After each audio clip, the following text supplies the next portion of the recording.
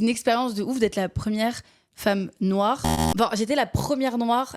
Comme je suis noire, on dirait que je suis pas élégante. Quand t'es une femme noire, Pas sûr. Avez-vous déjà assisté à une assemblée de métis? Ou même déjà vu plus de 5 métisseurs africains en même temps?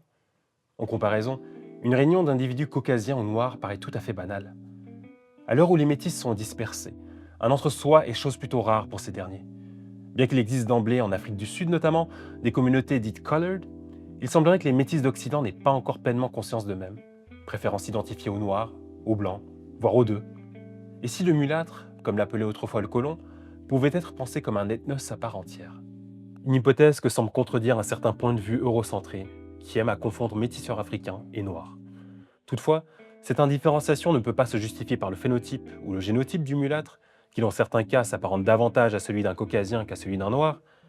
D'ailleurs, qu'est-ce qui peut bien nous faire croire qu'un enfant mixte hériterait systématiquement davantage des gènes de son parent afrodescendant?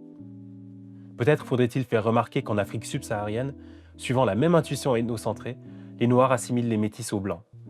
Il faut croire qu'être plus foncé que les uns suffit pour être rangé avec les autres, et qu'être plus clair que ces derniers suffit pour être assimilé aux premiers. Force est donc de constater que selon le point de vue prédominant dans une région donnée, le métis n'appartient pas à la même communauté. Il s'explique donc aisément que dans un environnement imprégné d'un certain prisme eurocentré, le métis soit assimilé au noir, ou du moins à une nuance de noir.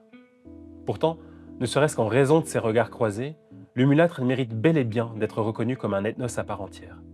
Ces regards posés sur lui ne façonnent-ils donc pas de manière inédite son rapport à autrui et sa perception de soi? Le métisseur africain n'est ni blanc, ni noir, mais bien mulâtre, basané, caramel ou encore café au lait. De même que le vert n'est ni jaune ni bleu, mais une couleur à part entière composée du mélange des deux. Il n'est donc même pas les deux à la fois, comme on aime à le prétendre parfois, puisque pour pouvoir se dire et l'un et l'autre, il faudrait que les attributs des noirs et ceux des blancs qu'il hérite de ses parents agissent pleinement sous des rapports différents. Or, lorsque ces attributs en question se rencontrent dans l'union interethnique, ils agissent sur le même plan, notamment sur les traits phénotypiques, de sorte qu'ils ne peuvent coexister sans se mélanger, et ainsi générer un nouveau phénotype à part entière. D'où notamment que le fruit de cette union possède la peau plus foncée que l'un et plus claire que l'autre, le nez plus épais, respectivement plus fin, les cheveux plus frisés, respectivement plus lisses. Et après tout, un rapport au monde bien différent de l'un et de l'autre.